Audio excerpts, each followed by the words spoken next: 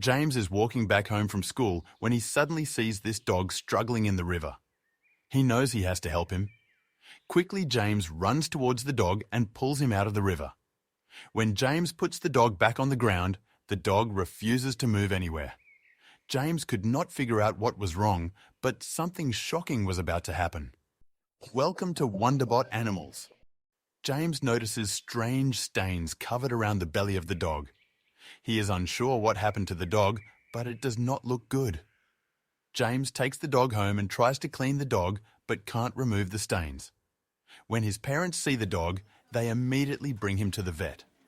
The vet immediately sees that this dog isn't like any others. Something is terribly wrong with this dog, and the vet couldn't figure out what. He has never seen anything like this before. He decides to do some examinations on the dog. What could it possibly be? After long examinations, the results finally came back.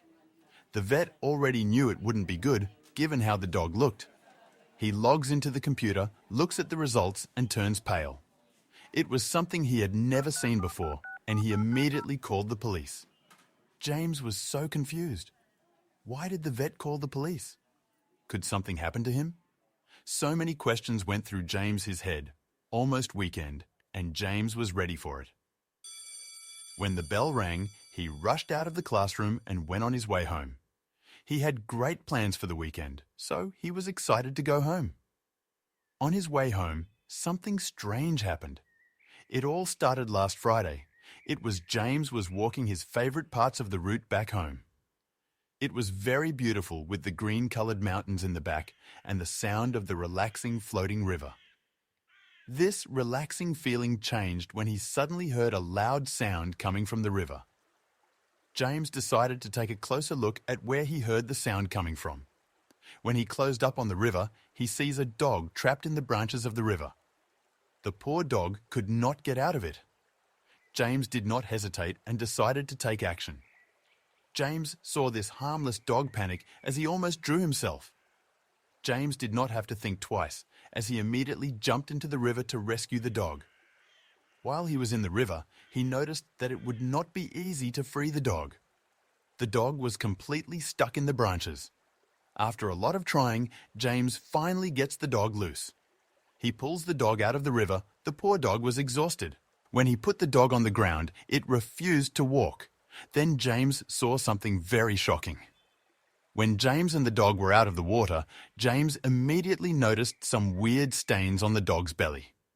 He had never seen a dog with these strange stains before, so he decided to help this harmless dog. James took the dog with him to his home. Once James arrived home, he thought he might get the stains off by cleaning him. But after cleaning the dog, the stains would not have disappeared. James did not know what could possibly be happening, so he decided to search for answers on the internet. James was suddenly disturbed when his parents came home. They saw the dog lying in his bed, and it did not look good at all. They became very angry with James for bringing a dog in that condition into the house. The dog was not welcome in their parents' house. James's parents were not happy with this situation in their home. They didn't want a filthy dog with obvious serious illnesses or whatsoever. They just didn't want him in the house. James felt helpless because he couldn't just put the dog back on the street in this state. James started to beg his parents to help the poor dog. He explained that he found the dog all stuck in the branches of the river and nobody was helping him. The parents saw how much James cared about the dog and finally gave in and decided to help James. James and his parents both went searching on the internet but couldn't find anything on the internet similar to what the dog had. James kept insisting on helping the dog. James's father, Rick, therefore, decided to take him to the vet so he could take a look. They went to the vet at high speed, as the dog's condition worsened during the drive. They had to get there quickly because this dog needed to get help and be saved from his unbearable pain. Rick drove as fast as he could, ignoring possible fining tickets. They rushed to the vet. Once they arrived, the vet assistant told them that they had to make an appointment. Rick explained that the dog was in terrible condition and needed help right away. When the vet assistant saw the weird stains on the dog, she understood the urgency and called the vet. The vet came to pick up the dog and already saw that this dog needed immediate help. He asked James where this dog came from, and James explained where he found it. The vet didn't hesitate and grabbed his gear and began his tests on the dog. The vet has had a lot of experience after years of helping dogs, but he was shocked when he saw the strange stains on the dog's belly. In all these years, he had never seen something like this before. He told Rick that this could be something very bad.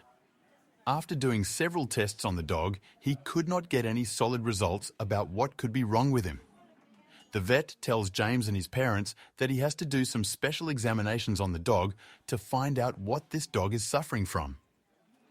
The vet took the dog to the lab to do some special examinations. After a while, the vet returned to James and his parents and told them the results should take a few days to return. When James wanted to pick up the dog, the vet told him the dog was not allowed to leave the lab. James and his parents were confused about why the dog was not allowed to come home, but accepted the vet's request. A few days later, Rick received a call from the vet. "You need to come down immediately. The results are back."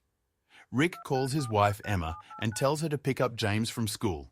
They had to go to the vet immediately. Emma became a little bit scared about why they all had to come down to the vet. When James and his parents arrived at the veterinary clinic, they immediately knew something was wrong here. They saw people walking in closed white suits, and the vet looked very severe. He said, "We have a serious problem." The vet asked several questions to James and his parents. The questions were quite weird. It was more about where he found the dog rather than the results of the test. The vet ended the questioning by saying that he needed to call the police if James didn't cooperate. James is telling the truth, however. The vet called the police, and once the police arrived, James needed to come to the police station for further questioning. James got terrified by the idea of being arrested. He did not understand what was happening to him. James's parents are crying and begging the police officers to not take him to the police station. What did he do wrong here? He's just a 10-year-old boy who found a dog and tried to help him. He shouldn't be arrested for doing a kind favor to the dog. Unfortunately, the begging and crying of James's parents didn't help, and James got arrested and was put in the police car. He looked his parents scared in the eyes when they were driving off. James's parents stood there helpless, watching their son being arrested. James had never been in a police car and was impressed by what it looked like, but he was especially scared of the feeling of being arrested. He started to ask all sorts of questions to the police officers about why he was being arrested, but he did not get any answers. Once at the police station, they treated James like a criminal. They were rude and pushed him into the interrogation room. No questions were asked, and people were angry looking at James. He then was sitting alone in a dark, creepy room. Then an officer came into the interrogation room and started asking James questions. He was mostly asking where he found the dog and what his connection was with it. James explained that he found him on the way back home from school and never saw the dog before. He has said this over 100 times now. The police were very aggressive in questioning. Then, one of the officers noticed that James was very scared. The police decided to be open about the situation towards James because they no longer saw him as a suspect. When James heard the reason why the dog was in this critical state, he was shocked. Last few months, the police found a lot of dogs in the same condition as James's dog. These dogs seem to have been fed certain substances that should make them better fighting dogs. However, these substances make the dogs sick, and most of the time, they end up dead. To find out who was drugging these dogs, the police opened a case. This serious crime needed to be solved, but it turned out to be very challenging. After months of searching, they finally found their first clue. For months, the police were looking for the criminal organization that was responsible for the death and torture of these poor dogs. The police had a suspect in sight, Craig Johnson. Recent operations had led the police towards Craig Johnson, but this time they could the evidence to take action. The leader of the criminal organization was called Craig Johnson, aka Crazy Johnson. He was a well-known figure in the underworld. He was detained several times for various felonies. They feared him greatly in the streets of the city. The police strongly suspect that Cray Johnson and his gang are responsible for the dead dogs. Until now, the police had no evidence to know the whereabouts of the dog fighting and also no evidence to arrest the criminal organisation of Cray Johnson. But James's dog might lead to a breakthrough, as it is the first dog who is alive. The extreme story of this crazy Johnson shocked James. How could you treat these adorable dogs like this? Pure torture. James eventually came up with a plan, which surprised the officers because it wasn't actually that bad. They even decided to follow up on it. The police decided to provide the dog with a GPS tracker. The idea was to leave the dog in the hood of the criminal organisation to lure out Crazy Johnson. He should take the dog back to the fight. The police would then be able to track the GPS tracker of the dog to the fighting event and catch them in the act. The plan was put into action, and the dog was given a GPS tracker before being dropped off near Cray Johnson Hood, where he was active. They hoped the dog would be noticed and be taken by one of Cray's entourage. The police waited a few hours, but nothing happened. But then, finally, they saw Cray heading outside. Immediately, Cray spotted the dog, and you could see the confusion on his face. Cray picked up the dog and took it inside. Now it was a waiting game. Would Cray take the dog with him to the fighting event? It took a while before the police saw some significant movement in the GPS tracker. It went to several locations, most of which appeared familiar to the police.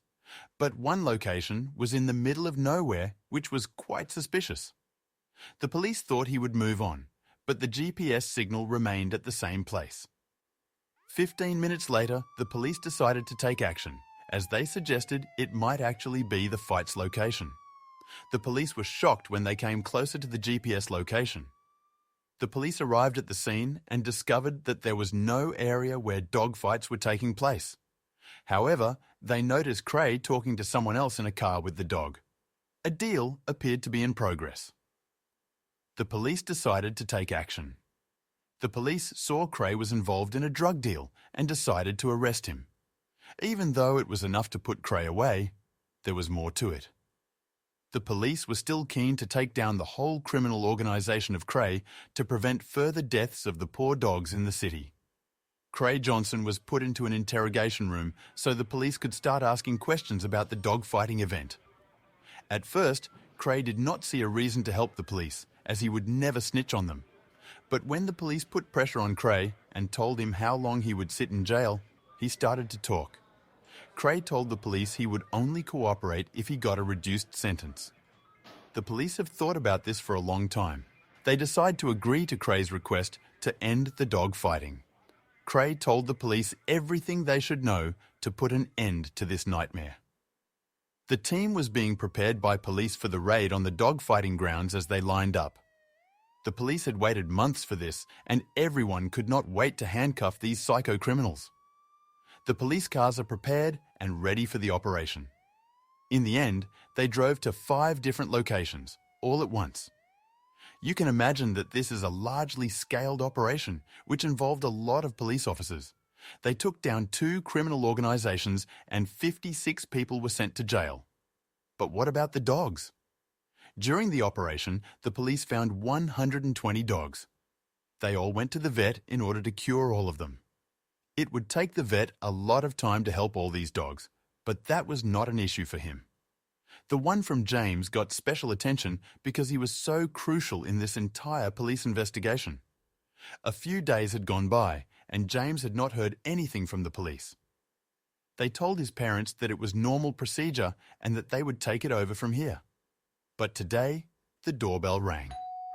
James opened the door and saw the police standing there. The police wanted to tell James that they had caught the criminals responsible for all this and that they had a small surprise. It was the dog James found in the river. The vet healed the dog, and it was James's dog now.